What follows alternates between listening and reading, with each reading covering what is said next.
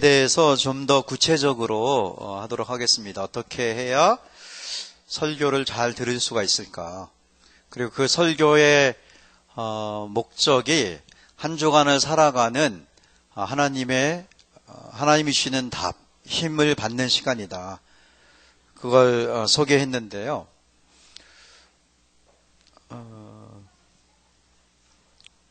누구의 설교를 들어야 되는가부터 하도록 하겠습니다. 예배는 주일 예배. 왜냐하면은 일주일을 시작하는 첫날이고, 수요 예배나 또는 금요 기도회나 구역 예배나 새벽 기도의 역할이 제각각 있지만, 주일 예배 때는 한 주를 살아갈 수 있는 힘을 받아야 되겠다. 그래서 마음을 좀 모으고 집중하고 해야 됩니다.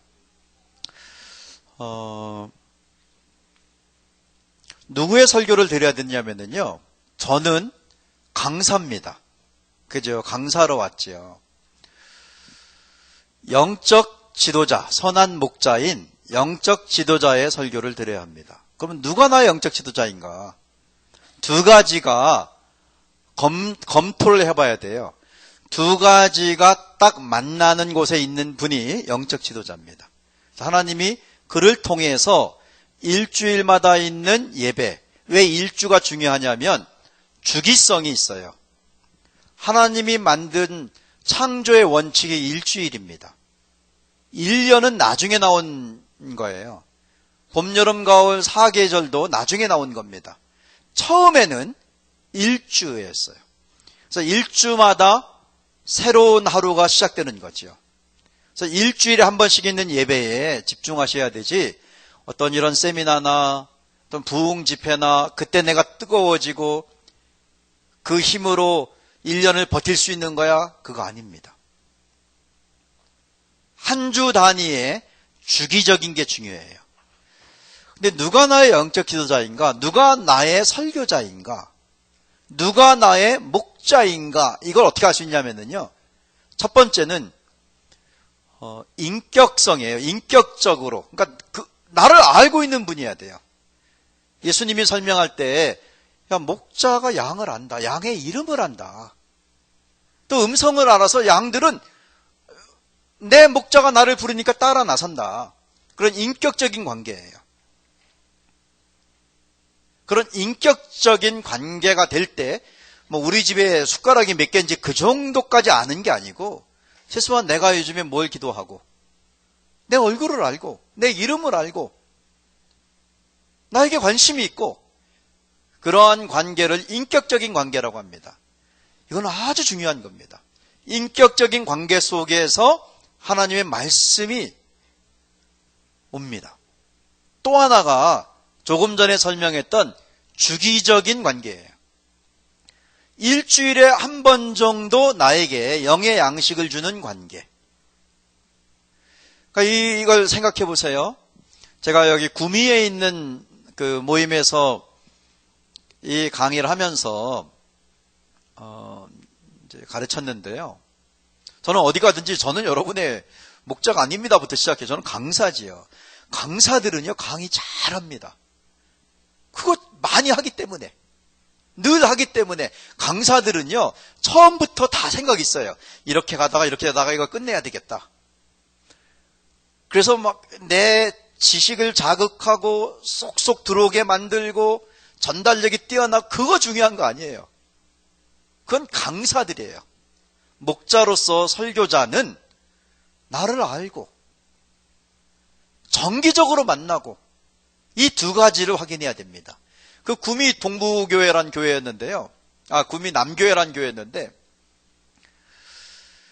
청년들이 많아요. 거기 이제 LG도 있고 삼성도 있고 해서 청년들이 많은데 타지방에서 이동한 청년들이 많습니다. 직장 때문에. LG가 이제 파주로 많이 가서 좀 줄어들었는데, 그것도 삼성도 있고 아직도 LG 있지요. 근데 이 청년들이 직장 때문에 온 거예요. 그래서 와서 어느 교회 다닐까 찾다가 거기 몇 개 교회가 있어요. 거기 다니는 거예요. 근데 이 청년들 마음속에 내가 사랑하는 목사님, 고향교회, 모교회 목사님이 딱 자리 잡고 있어요. 문제가 있으면은 그분에게 상담도 하고 기도도 하고. 제가 확인하면은요, 그 목사님을 존경하고 사랑하는 건 정말 중요한데 몇 번 만나는데 1년에 한 번도 못 만나요. 떠났으니까. 그러면은 지금은 인격적인 관계가 있지만 이름도 알고 있고 얼굴도 알고 있고 사랑하고 세례도 주셨고 그렇지만 주기적인 관계가 아니다. 아니 목자가 양을 돌보는데 1년에 한 번 밥 주면은 양들이 살아남을 수 있습니까? 지금 초원에 풀이 하나도 없는데 그걸 돌보지도 않고 그러면 안 되는 거지요. 아침마다 챙겨야 되고 얘가 병이 들었는지 그걸 돌볼 수 있어야 돼요. 이름은 알지만 옛날에 내가 키우던 양이니까. 근데 만날 일이 없어요. 주기적인 관계가 아니에요. 그러면 선한 목자의 관계가 아닌 거예요. 존경해야지요. 잊어버리면 안 됩니다. 명절에 때에 맞게 인사를 드릴 수 있고 그렇지만 한 주간을 살아가는 답이 그분을 통해서 오는 게 아닙니다. 그래서 주기적인 관계는 인격적인 관계와 함께 아주 중요합니다. 그래서 직장 청년들에게 이제 항상 구미에 사는 게 아니니까 다른 지방에서도 비슷한 얘기를 했는데요. 직장 따라서 또 옮겨가면 교회를 또 옮기게 되는데 그곳에 있는 동안에는 매주마다 출석하는 교회가 있으면 그 목사님과의 관계가 중요한 거다. 거기서 오는 거다. 근데 새롭게 갔더니 인격적인 관계가 안 돼요. 이분이 나를 아시나? 내 처지와 형편을 아시나? 그저 인격적인 관계가 막히면 설교가 안 들립니다. 목사님하고 싸웠거나 안 좋은 과거가 이러면 안 들리는 거예요. 그래서 설교를 듣기 위해서 만나야 돼요. 설교자와. 그래서 좀 관계를 맺는 친밀해지는 거, 신뢰를 하는 겁니다. 그런 인격적인 관계가 될 때 또 설교가 잘 들리고 그런 설교가 중요합니다. 그래서 가만히 생각해 보세요. 여기가 대부분 후포중앙교회니까 김원조 목사님을 딱 생각할 수 있는데요. 다 평생 여기서만 사는 건 아닐 수 있을 겁니다. 또 옮겨갈 수도 있겠죠. 또 여기 있는 동안에는 여러분에게 하나님의 음성이 들려지는 통로가 누구냐면은 담임 목사님이에요. 근데 또 옮겨갔다. 이사를 갔어요. 무슨 일 때문에, 직장 때문에. 그곳에서 아주 인간적인 친밀감은 내가 전에 있던 목사님하고 워낙 좋았다. 우리 가족 전체를 잘 돌봐주고 좋았다. 그건 유지할지 몰라도 한 주간을 살아가는 말씀이 오는 거는 주기적인 관계에서 만나는 그곳에서 오는 겁니다. 그러면 인격적인 관계를 맺어야 되는 거죠. 그래서 여러분이 이 두 가지를 늘 확인을 하셔야 됩니다. 내가 매주마다 참석하는 교회. 근데 이제 큰 교회 가면은요, 담임 목사님이 있고, 한 4부 예배가 있다든가, 주일 오후 예배에 청년들이 참석해요. 담임 목사님이 설교하는 교회도 있지만은, 청년부 지도 목사님이 설교하는, 또는 전사님, 강사님이 설교하는 교회가 있어요. 그러면 제가 담임 목사님에게 딱 부탁을 해요. 이 청년들은 매주마다 참석하는 예배가 주일 오후 2시 예배, 청년 예배인데, 그러면 관계가 담임 목사님과의 관계보다는 청년부 예배에 설교하는 분과의 관계가 중요한 거다. 여기서 하나님의 음성이 들려지는 것이다. 양해를 구하죠. 다 이해를 해요. 이거는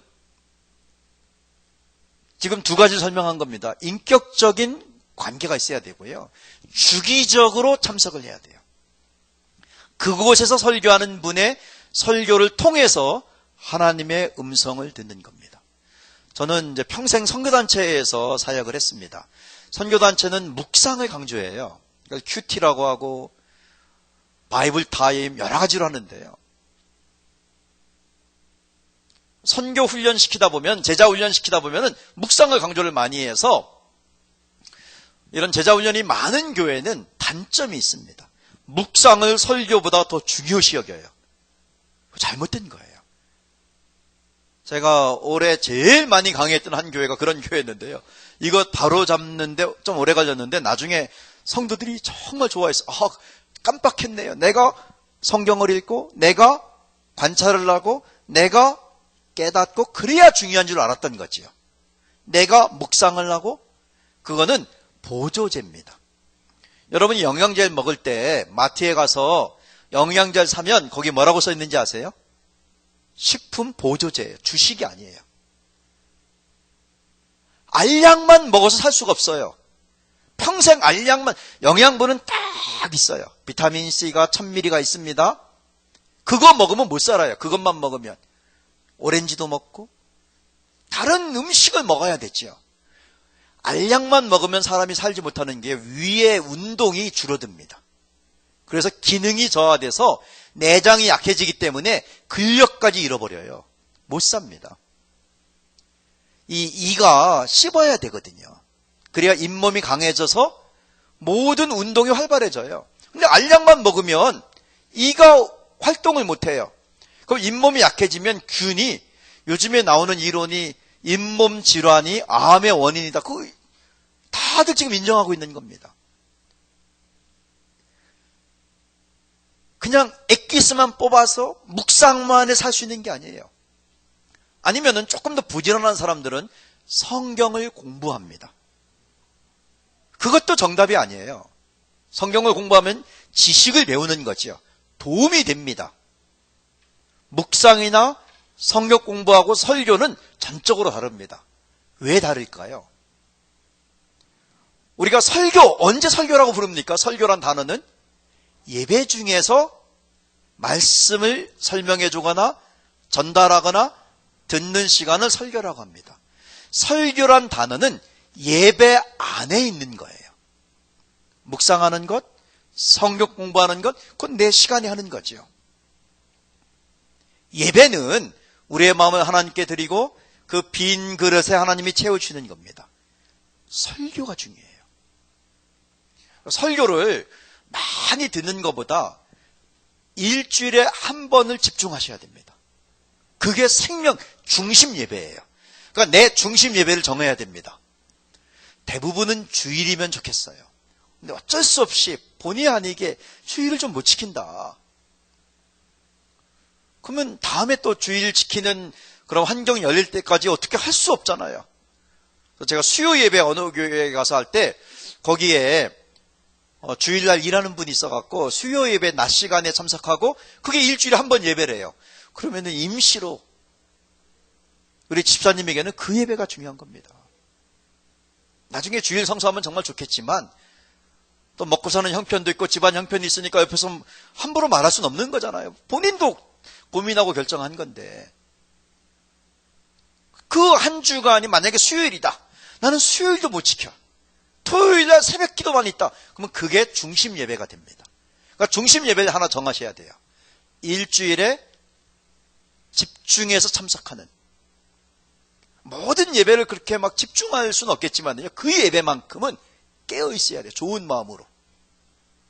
거기서 채워지면 다른 예배는 여유를 가져도 됩니다. 좀 편하게. 내 문제만 매달리지 말고 다른 사람도 돌아보고 봉사도 하고 할 수 있어요. 그래서 중심 예배를 정하고 그곳에 설교자가 정기적으로 나에게 설교하는 분이다. 근데 그분이 나를 알고 있어요.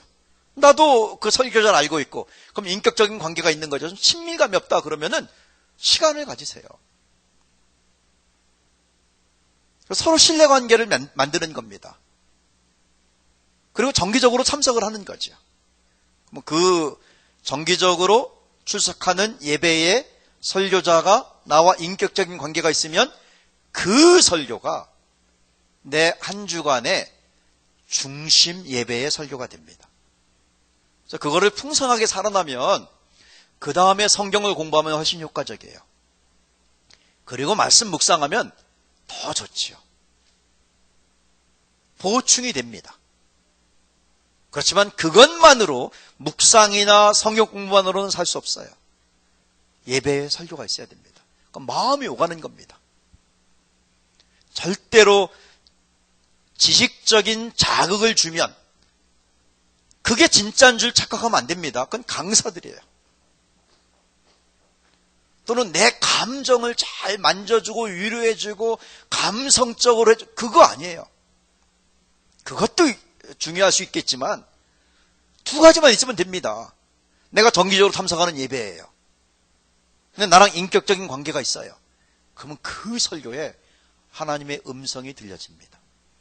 하나님의 음성을 듣는 방법이 예배의 설교가 먼저고요. 그 다음이에요. 내가 엄마인데 차려주는 밥을 애들이 안 먹어요. 밖에 나가서 햄버거 사 먹겠대요. 그러면은 오해할 수도 있지요. 얘가 내가 차려주는 밥보다 햄버거가 더 좋다. 얘가 지금 우리 집을 집으로 생각하나? 야, 난 진짜 집밥을 먹어야 돼. 햄버거 사 먹을 수도 있지만 집밥을 먹어야지. 내가 너를 사랑하는 마음으로 밥을 차려놨는데 그럴 때 엄마와 아이들의 정감이 오가는 거 아닙니까? 그럼 감정도 따라오는 거고요. 하나님도 마찬가지입니다. 맨날 지식적으로만 관심이 있어요. 뭔가 배우려고 하고 내가 모르는 것만 알려주면 그게 좋은 줄 알고. 아니에요. 여러분이 교회를 최소한 2년 다녔다. 그러면 설교를 들을 때 모르는 것과 아는 것이 섞여 있어야 됩니다. 그렇게 되죠. 한 5년 다녔다. 모르는 게 너무 많아요. 그러면은 잘못 시간을 보낸 거예요. 점점 모르는 게 줄어들어야 돼요. 교회를 5년 다니고 10년 다녔는데 날마다 아는 이야기예요. 그게 정상이에요. 그만큼 다녔으니까. 모르는 내용만 들으려고 하면 안 됩니다. 내가 아는 내용이 점점 많아지는 게 정상이에요. 아니, 여러분이 밥을 한 번 먹고 끝내 김치 날마다 먹잖아요. 똑같습니다. 그 대신 그 설교를 듣는 목적이 점점 달라지는 거예요. 내가 아는 거예요. 그걸 들었습니다. 중심 예배의 설교예요. 그러면 소중하죠. 중요합니다. 거기 정답이 있어요. 그걸 들었습니다. 근데 아는 내용이에요. 그럼 어떻게 해야 되냐면은 그걸 행동에 옮기는 거예요. 그러니까 설교를 듣는 목적은 무엇을 실천할 것인가를 듣는 시간입니다. 예수님이 예를 들어 설명했습니다. 집이 있다. 두 집이 있다. 근데 한 집이 무너졌어요. 얼마나 안타깝습니까? 고생하고 돈 들여서 수고해서 집을 지었는데 무너졌어요. 근데 한 집은 무너지지 않았습니다. 다행이지요. 근데 물난리가 났습니다. 비가 왔습니다. 바람 불었습니다. 사람들이 무슨 오해를 하냐면, 어떤 착각을 하냐면은 비가 와서 무너진 줄 알아요. 바람 불어서 무너진 줄 압니다. 태풍이 와서 무너진 줄 알아요. 아니에요. 바람은, 물난리는 절대로 집을 무너뜨리지 못합니다. 그게 예수님의 가르침이에요. 예수님이 이렇게 가르쳐 준 겁니다. 야, 물난리 난다고 무너지는 거 아니야. 왜냐면은요, 두 집 다 비가 왔어요. 두 집 다 물난리의 대상이에요. 두 집 다 바람을 맞았어요. 한 집은 무너지고 한 집은 무너지지 않았다는 겁니다. 비바람 때문에 무너지는 거 아닙니다. 나는 내 환경이 나를 꼼짝 못하게 해. 우리 집에 돈이 없어서 내가 살 수가 없어. 내 진로가 막혔기 때문에 걱정이 심해져서 내 인생이 끝난 것 같아. 아닙니다. 우리의 환경은 우리를 무너뜨리는 거 아니에요. 그것 때문에 무너지는 거 아닙니다. 아무리 비가 몰아치고 바람 불어도 무너지는 게 아니고요. 왜 무너졌냐면 집을 어디 위에 지었기 때문에? 모래 위에 지었기 때문에. 어떤 집은 무너지지 않습니까? 반석 위에 지은 집은 무너지지 않습니다. 마태복음 7장을 찾아보겠습니다. 마태복음 7장 말씀입니다.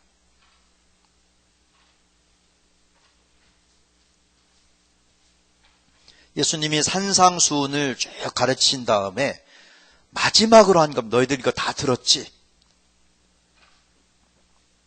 들은 말을 어떻게 실천할 것인가를 강조하면서 말씀하신 겁니다. 24절에서 27절까지입니다. 마태복음 7장 24절에서 27절 읽어보겠습니다. 시작. 그러므로 누구든지 나의 이 말을 듣고 행하는 자는 그 집을 반석 위에 지은 지혜로운 사람 같으리니 비가 내리고 창수가 나고 바람이 불어 그 집에 부딪히되 무너지지 아니하나니 이는 주추를 반석 위에 놓은 까닭이요 나의 이 말을 듣고 행하지 아니하는 자는 그 집을 모래 위에 지은 어리석은 사람 같으리니 비가 내리고 창수가 나고 바람이 불어 그 집에 부딪힘에 무너져 그 무너짐이 심하니라. 예수님이 집 두 개를 그림을 그릴 수 있도록 알려줬습니다. 자, 집 두 개가 있다. 그거 들으면 다 그림을 이 집. 근데 하나는 무너졌어요. 마침 비가 내렸습니다. 마침 바람 불었어요. 마침 물난리가 났습니다. 그래서 오해합니다. 그러면 그렇지. 그러니까 무너졌지. 근데 바로 옆에 또 하나의 집이 있었어요. 똑같은 비, 똑같은 바람, 똑같은 물난리인데 안 무너졌어. 그러면 우리의 판단력이 흔들립니다. 이 집은 왜 안 무너졌을까? 비바람에 초점을 두지 마세요. 그걸 너무 높게 평가하지 마세요. 어떤 사람은요, 마귀를 찬양해요. 마귀에게 막 권세를 주고 힘을 줘요. 모든 게 영적 전쟁 때문이래요. 모든 게 마귀가 공격하는 거래요. 아니에요. 그건 마귀를 높이는 거예요. 다 마귀가 힘이 있는 줄 알아요. 그럼 마귀에게 박수를 보내는 거예요. 아닙니다. 모든 것 마귀가 하는 거 아니에요. 모든 것 영적 전쟁이 아니에요. 그것도 있지만 어떤 건 내가 잘못해서, 내가 지혜롭지 못해서, 내가 실수해서 있는 것도 있는 겁니다. 마틴 루터라는 사람이 있어요. 이 사람이 종교개혁을 일으켰는데 마귀를 설명해 줬습니다. 이 설명을 모든 사람들은 가장 적당한 설명으로 받아들이고 있습니다. 마귀가 어떤 존재인가? 무서운 맹수래요. 보면 오금이 저리죠. 여러분 무서운 맹수 만난 적 있습니까? 저는 아프리카에서 사자가 내 앞에 서 있는 적이 있었어요. 한 30m 앞에. 무서운 순간이에요. 베트남에서는요, 호랑이가 내 앞을 산에서 지나간 적이 있어요. 아찔하죠. 그런 거 한번 보면 오금이 저려요. 우리를 물면 놓질 않습니다. 우리를 물어뜯어요. 그런데 그게 마귀래요. 무서운 짐승. 근데 그 무서운 짐승이 끈에 묶여 있어요. 가끔 개를 키울 때 풀어놓기도 하지만 묶어놓을 때도 있지요. 끈에 묶여 있어요. 5m 끈에 묶여 있다고 생각해 보세요. 5m 줄 안에서 큰 원이 그려집니다. 그 안에 들어가면 물려요. 근데 그 5m 밖에 서 있으면 어떻게 됩니까? 절대로 물 수가 없어요. 나는 결코 물리지 않습니다. 어린아이일지라도 그 줄 밖에 서 있으면 못 물어요. 줄에 묶여있기 때문에. 그게 마귀예요. 근데 이 줄이 늘어났다 줄어들었다 합니다. 왜 늘어나냐면 내가 죄를 반복해서 지으면. 죄 한 번 지은다고 늘어나는 거 아니에요. 한 번 지은다고 잘못되는 거 아닙니다. 그걸 반복해서 죄를 지어요. 그러면 줄이 늘어납니다. 근데 회개하면 줄이 줄어듭니다. 줄이 1m로 줄어들었어요. 그러면 훨씬 마귀가 물 수 있는 기회가 줄어드는 거죠. 1m로 줄이 줄어들었으니까. 근데 그게 한 10m로 늘어났어요. 그럼 반경이 넓어집니다. 그럼 물 가능성이 생겨요. 아차 잘못하면 길 가다가 전에 5m였는데 여기는 안전했는데 줄이 10m 늘어난 줄 모르고 가던 길을 가더니 꽉 물려요. 하던 일을 했는데 평소대로 살았는데 꽉 물려요. 깜빡한 게 있죠. 죄를 많이 졌어요. 줄이 늘어난 걸 몰랐던 겁니다. 모든 건 마귀가 하는 게 아니고요. 그 안에 들어가면 물리는 거예요. 스스로 알아서 우리를 무는 거 아닙니다. 마귀를 너무 높이지 마세요. 제한적 존재예요. 우리가 죄를 짓지 않으면 절대로 우리 못 묻니다. 집이 마귀가 무너뜨리는 거 아닙니다. 비바람 무너뜨리는 거 아니에요. 인생의 기초가 약하면 삶이 무너지는 겁니다. 집의 기초가 약하면 무너지는 거예요. 근데 인생의 기초가 뭡니까? 모래 위에 지으면 무너지는데 뭐가 모래입니까? 반석 위에 지으면 안 무너지는데 뭐가 반석이에요? 예수님이 이걸 지혜와 어리석음으로 설명했습니다. 지혜로운 사람은 집을 짓고 무너지지 않는 집을 지은 거다. 근데 어리석은 사람이 어떤 사람이냐면 집을 짓지 않으면 어리석은 사람이 아니에요. 지었는데 무너지면 어리석은 거지요. 그런데 헛된 돈을 쓴 겁니다. 집을 짓지 않았으면 돈도 안 쓴 거니까 어리석은 사람이 아닙니다. 지었는데 무너지면 어리석다는 거예요. 두 사람이 집을 지었는데 기초를 생각하지 않았기 때문에 무너질 집을 지었기 때문에 그게 어리석은 거다. 예수님이 또 설명합니다. 그럼 뭐가 지혜고 뭐가 어리석음이냐? 뭐가 반석이고 뭐가 모래냐? 24절 말씀. 그러므로 누구든지 나의 이 말을 듣고 행하는 자는, 그 다음부터 읽겠습니다. 그 집을 반석 위에 지은 지혜로운 사람 같으리니. 말을 듣고 행하는 자, 그런 사람은 반석 위에 지은 지혜로운 사람이다. 이런 사람은 결코 무너지지 않는다. 비는 오지만, 장수는 나지만, 물난리는 나지만, 바람은 불지만 무너지지 않는다. 26절. 나의 이 말을 듣고 행하지 않은 자는, 그 다음에 읽어보지요. 그 집을 모래 위에 지은 어리석은 사람 같으리니. 한 번에 무너져요. 왜 어리석습니까? 집을 지었는데 무너져요. 이거 듣고 행하면 반석, 듣고 행하지 않으면 모래예요. 누가 어리석은 줄 아세요? 교회에 예배드리러 안 오면 그 사람 어리석은 게 아니에요. 재밌게 놀았지요. 뭐가 어리석습니까? 자기 나름대로 시간 보냈어요. 지혜롭진 않지만 어리석은 거 아니에요. 예배 빠지면. 누가 어리석은지 아십니까?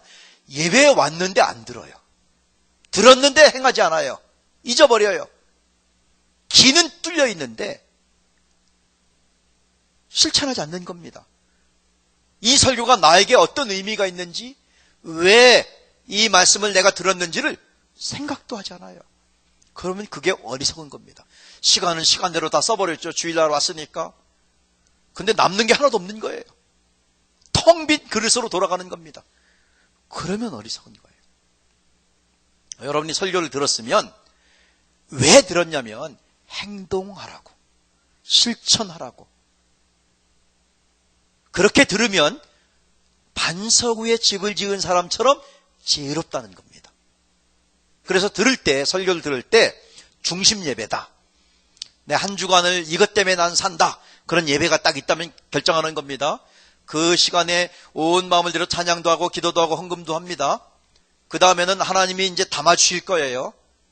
그걸 듣습니다. 그러면 그 다음에는 무엇을 실천할까를 찾는 거예요. 돌아갈 때는 한 줄 메모라도 하고 가야 됩니다. 아, 이걸 실천하라는 거구나. 근데 그게 딱 떠오르지 않는다. 한 주간 살아가면서 기억나는 순간이 있어요. 누군가랑 막 일이 꼬였어요. 아, 그래서 이런 말씀을 주신 거였구나. 다시 찾아보는 겁니다. 거래처의 관계가 막 복잡해지고, 내가 일하는데 어려워지고, 직장에서 괜히 일하는 사람하고 문제가 생기고, 아, 그래서 이때 돌파할 수 있는, 해결할 수 있는 열쇠로 이 말씀을 하나님이 주신 거였구나. 들었습니다. 기억이 납니다. 그걸 실천하는 겁니다. 그러면 결코 무너지지 않습니다.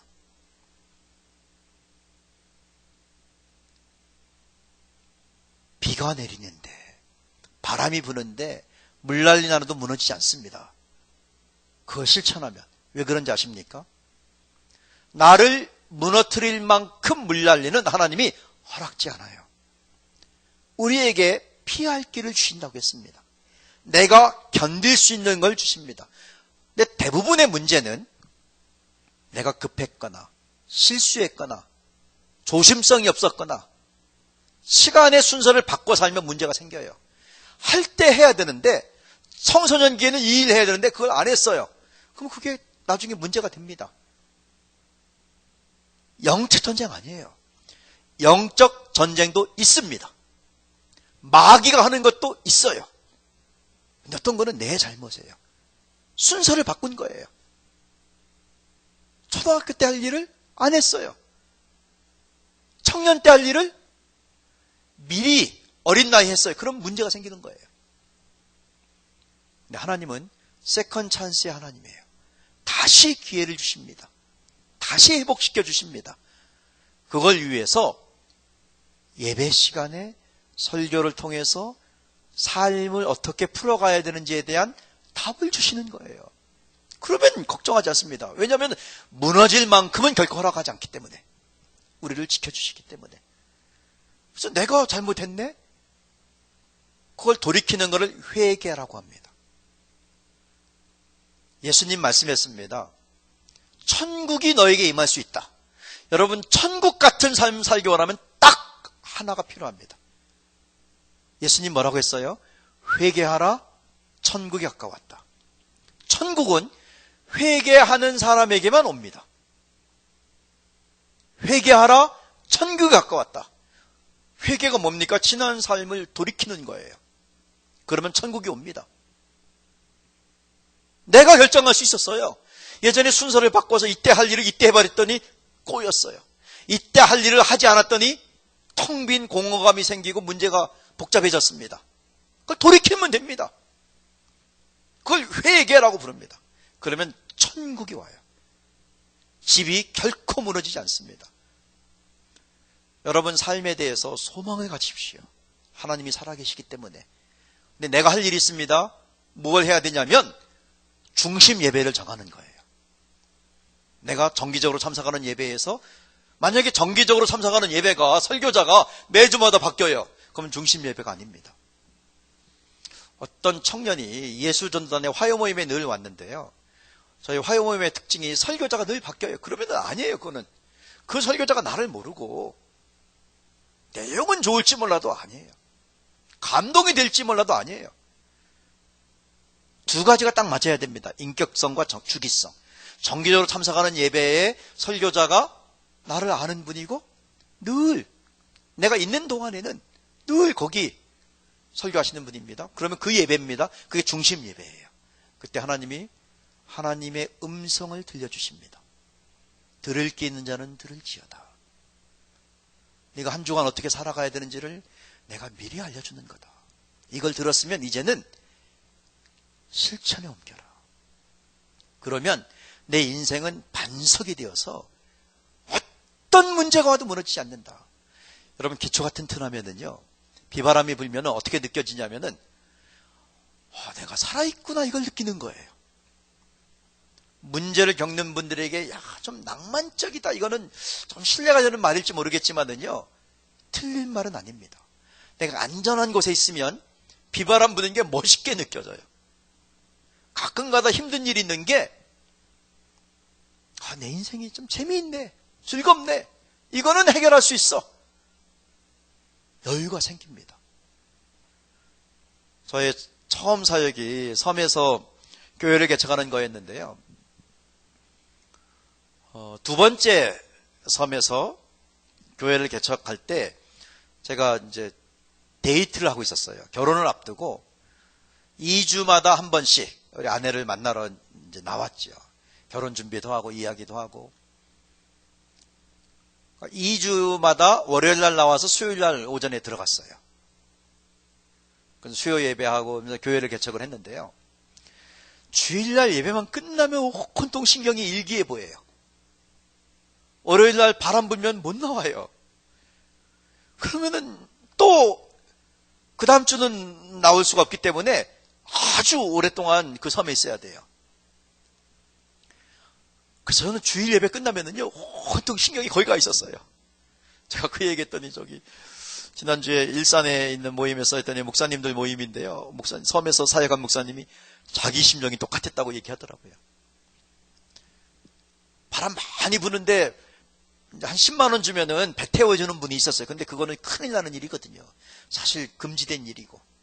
그거 타고 나올 수는 없는 거죠. 아주 급한 위급한 상황이 아니니까. 일기예보에 집중하다가 바람 막 불기 시작하는데 풍랑주의보만 내리지 않으면 탈 수 있으니까. 근데 딱 육지로 나왔어요. 월요일 날.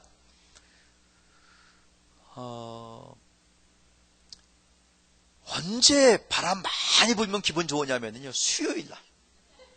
수요일 날 바람 불면 나 안 들어가도 돼요. 그럼 다 이해를 해요. 수요 예배는 성도님이 알아서 하세요. 내가 바람 불어서 못 갔잖아요. 그럼 하루 더 데이트를 할 수가 있어요. 수요일 날은 바람 불면 너무 좋아요. 근데 주일 이제 월요일 날 딱 나왔어요. 막 태풍이 왔습니다. 비바람 불고 비도 내리고 그러면 늘 가는 카페가 있었어요. 어느 마을이나 이 바닷가에 가면 그런 카페가 있던데 노인과 바다라는 카페가 있었어요. 저희가 결혼 25주년에 몇 년 전에 한 번 더 가봤어요. 거기를. 그대로 있더라고요. 근데 거기는 예약해야 갈 수 있어요. 비바람 불 때는. 거기 통유리가 딱 있고 한 그런 곳은요. 사람들이 많이 왔었어요. 그러니까 거기서 사랑하는 사람과 따뜻한 차를 마시고 있으면요. 바람 불고 비 오고 유리창에 막 비가 때리고 그게 그렇게 멋있어 보여요. 내가 안전한 곳에 있으니까. 인생의 기초가 튼튼하면 어려움이 와도 견딜 수가 있고요.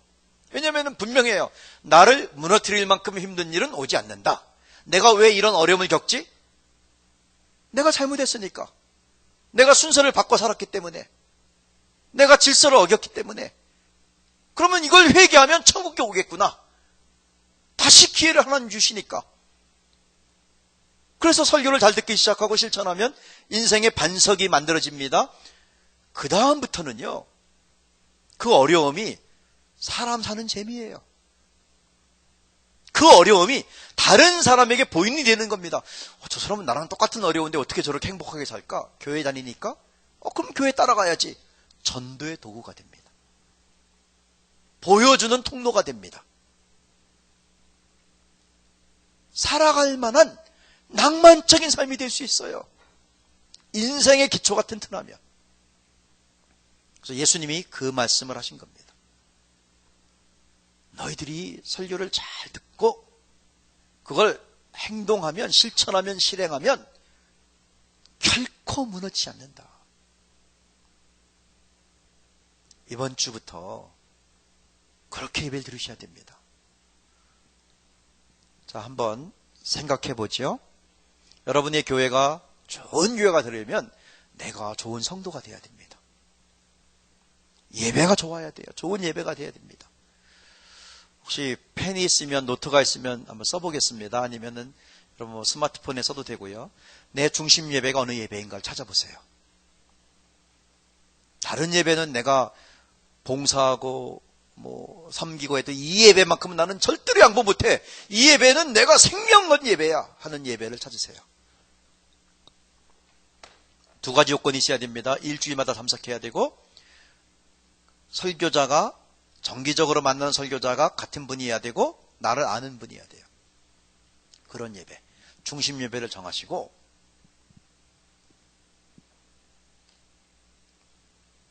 그걸 딱 정하는 겁니다. 그리고 여러분 이름을 쓰고 사인을 하세요.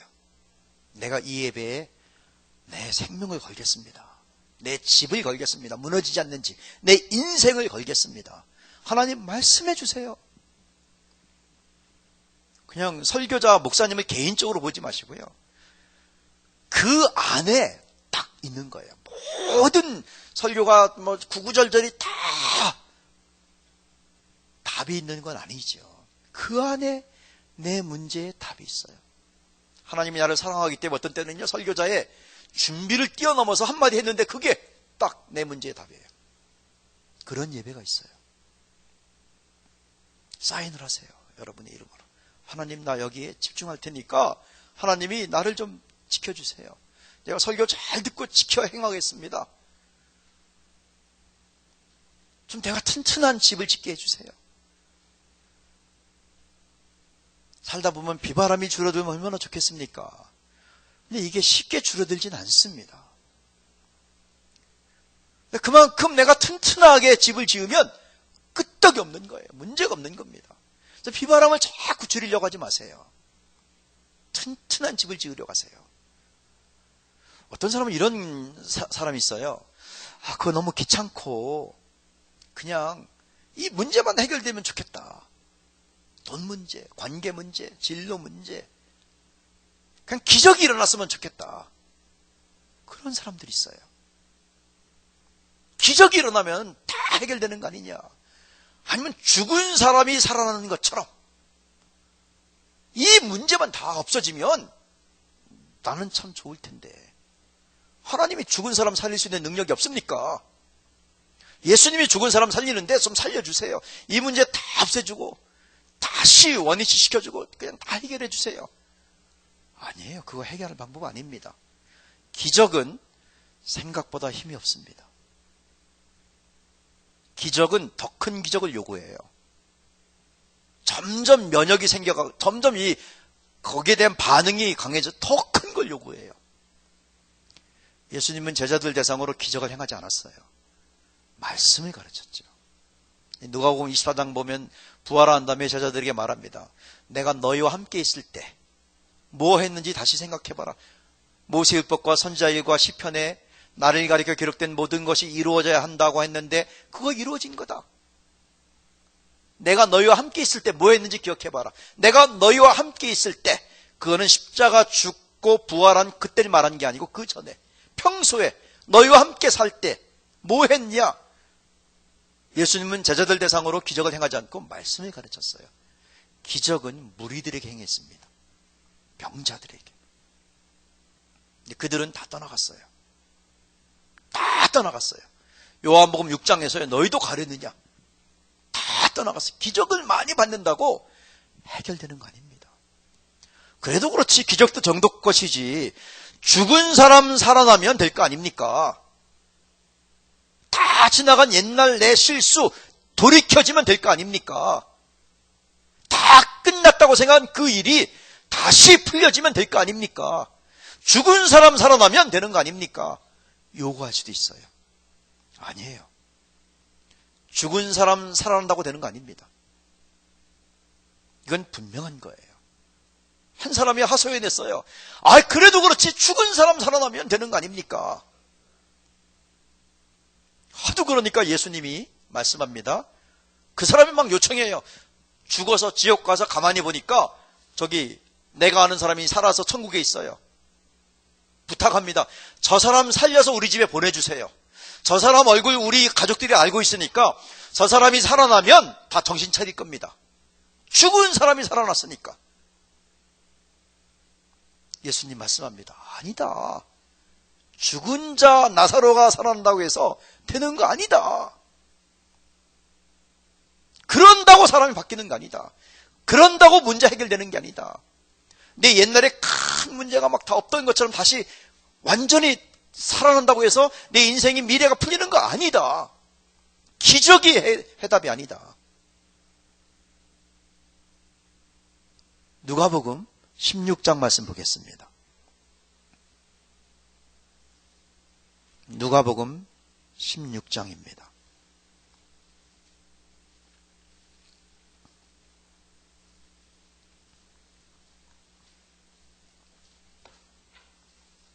(27절에) 막 부탁하다 그래요. 아버지, 그러면 나사로를 내 집에 보내주세요. 그러면 문제 해결됩니다. 죽었으니까, 죽은 거 알고 있기 때문에, 살아났으니까 그 능력을 보고 정신 차릴 거 아닙니까? 내 형제 5이 있으니 그들에게 증언하게 해주세요. 내가 살아났다. 그들로 이 고통받는 곳에 오지 않게 해주세요. 내 문제 해결돼서 내가 이 인생이 앞으로 어려움이 없게 해주세요. 부탁할 수 있어요. 말합니다. 그들에게 모세와 선지자들이 있으니 그들에게 들어라. 30절 함께 읽겠습니다. 이르되 그렇지 아니하니이다. 아버지 아브라함이여, 만일 죽은 자에게서 그들에게 가는 자가 있으면 회개하리이다. 혹시 여러분이 죽은 자가 살아나는 기적을 구하고 있을 수도 있어요.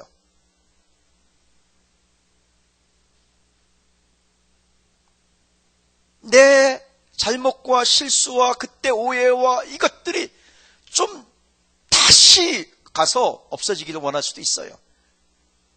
아니다. 그런다고 해결되는 거 아니다.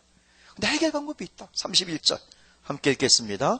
이르되 모세와 선지자들에게 듣지 아니하면 비록 죽은 자 가운데서 살아나는 자가 있을지라도 권함을 받지 아니하리라 하였다 하시니라. 모세와 선지자, 설교자들입니다. 설교를 잘 들으면 해결되는 거야. 그거 듣지 않으면 기적이 일어나도 임시방편이야. 저는 병자가 낫는 거를 꽤 봤는데요. 치유 집회 가면 기적이 일어나지요. 누가 그러더라고, 우리 집회 목사님이 얼마나 능력의 종인지 막 기적이 많이 일어났어요. 아픈 사람이 살아났어요. 왜 치유 역사가 많이 나타나는지 아십니까? 그런 집회에 가면 왜 많이 나타나는지 아세요? 환자들이 많이 모였기 때문에 나타나는 거예요. 환자들이 많이 모이니까 병이 낫는 사람들이 그만큼 많아지는 거지요. 어떤 사람이 우리 교회는 막 신유 역사가 있어요. 너희 교회 그렇게 환자가 많냐? 저는 선교단체 활동하면서요, 저도 막 죽어가는 사람 기도해서 살아나기도 하고요. 급체가 생겨서 섬에서 사람 얼굴이 그렇게 시꺼매질 수가 있을까? 어떻게 된 거냐니까 3일 전에 먹던 개고기가 아까워갖고요, 또 먹었대. 그거를 막 버리기가 아까워서. 그래서 식중독이 생겨갖고요, 이 스피커 피아노처럼 얼굴이 까매졌어요. 제가 방언으로 기도해줬지요. 하나님 고쳐주면은 좀 이따 오시고, 안 되면 빨리 큰 섬으로 가라고. 응급선, 거기 가면 병원이 있거든요. 그 보건소가. 거기는 보건소도 없는 섬이었는데, 빨리 거기 공중보건이 있으니까, 제가 아는 분이었어요. 그래서 빨리 가라고, 그 사람한테. 실력 있는 사람이라고. 근데 하나님이 고쳐주면 예배 드리러 오시라고. 그 예배 전에 신방할 때였는데, 근데 예배 시작하고 오토바이 소리가 들려요. 그 오토바이 소리 들으면 제가 그분인 줄 알거든요. 아까는 시꺼멓던 사람이 시빨개져 갖고 들어왔어요. 얼굴이 까맣던 사람이 정말 빨개져 갖고 들어왔어요. 살아난 거지요. 정말 죽을 뻔했어요, 이 사람. 하나님 기도하면 고쳐주십니다. 제가 너무 감격이 돼갖고, 하나님이 나를 통해서 이런 기적을 행하시는구나. 감격이 돼갖고, 그분 잠깐 남으라고 하고, 이제는 목소리 깔고 물어봤죠. 이제 앞으로 어떻게 사시겠습니까? 저는 교회 일도 좀 열심히 하시고 새롭게 살 거라고 대답할 줄 알았어요. 이제 앞으로 어떻게 사시겠습니까? 했더니 제가 나무라 하니까 막 겁이 났는지 이렇게 고개 숙이고 있다가, 앞으로 개고기는 안 먹을게요, 그러는 거예요. 얼마나 긴장이 됐는지. 기적은 나타날 수 있어요. 근데 다 임시방편입니다. 다시 죽어요. 많은 사람들이 다시 병듭니다. 그게 문제예요. 잠깐 기회를 주는 겁니다. 영원한 소생이 아니에요. 영원한 치유가 아니에요. 왜 그렇게 아팠는지를 돌이킬 수 있는 기회를 주는 겁니다. 병들었다, 기도받고 나왔는데 불로장생하고 무병장수 아니에요. 생활 패턴이 그렇게 되면 또다시 시작됩니다. 귀신도 마찬가지예요. 쫓아낼 수 있습니다. 다시 될 수 있어요. 누가복음 11장에서 말씀하는 거예요. 다시 돌아왔더니 더 나빠졌다. 기회를 주는 거예요. 왜 죄를 반복해갖고 그 안에 들어갔는지 이제는 돌이키도록 기회를 주는 거예요. 기적 해결 방법 아닙니다. 해결 방법은 하나님의 음성을 듣는 겁니다. 하나님의 말씀을 듣는 겁니다. 네, 하나님의 뜻을 하는 거예요. 하나님이 주시는 힘을 받는 겁니다. 근데 그게 언제 오냐면 예배 안에서, 설교를 통해서. 그걸 들을 수 있는 자는 들으라고 했습니다. 듣고 이 한 주간 어떻게 실천할 것인가? 실천하기 시작하면 내 집이 점점 기초가 튼튼해집니다. 언젠가 전환점이 딱 되면은요, 기초가 튼튼해지면 비바람은 신경도 안 써요, 이제는. 왜냐면 안전하니까. 어쩌면 테라스에 가서 차 마시고 싶을 수도 있어요. 비바람 보면서 따뜻한 차를 마시면서, 야, 바람 꽤 부네. 태풍이 왔나 보다. 나는 살아있고 내 집은 튼튼하고 하나님 참 나를 사랑하시는구나. 나에게는 또 내 인생에 놀라운 은혜를 주시다니. 그게 우리의 삶의 모습입니다. 예배 때 중심 예배 딱 쓰시고 사인했으면 이제 다음 주부터 착하고 좋은 마음으로 참석하고 진실된 마음으로 찬양하고 기도하고 헌금하고 그 다음에는 하나님의 뜻을 그 말씀을 담아가고 그거를 실천하기 시작하면 됩니다. 그러면은 절대로 무너지지 않아요. 죽은 사람 살아나는 거랑 비교할 수 없어요. 한번 구호를 외쳐보고 우리 끝낼까요? 자, 손을 들고 힘차게 저를 따라 하겠습니다. 우리 가정 좋은 가정, 우리 교회 좋은 교회. 여러분의 가정이, 여러분의 교회가 좋은 가정이 되고 좋은 교회 되면은 얼마나 하나님이 기뻐하시겠습니까? 나도 좋은 거고요. 행복한 거고요. 우리 옆에 계신 분들에게 한마디씩 하지요. 이제 나는 좋은 가정 이루겠습니다. 좋은 교회를 이루겠습니다. 좋은 교회가 되도록 좋은 예배 드리겠습니다. 정말 내 진심으로 찬양하고 기도하고 헌금하고 내 진심으로 하나님 말씀을 담겠습니다. 그런 이야기를 우리 한 번 더 나누고 마치도록 하겠습니다. 두 분씩 다시 한번 대화를 해보겠습니다. 그냥 가까운 분들에게 하시면 됩니다.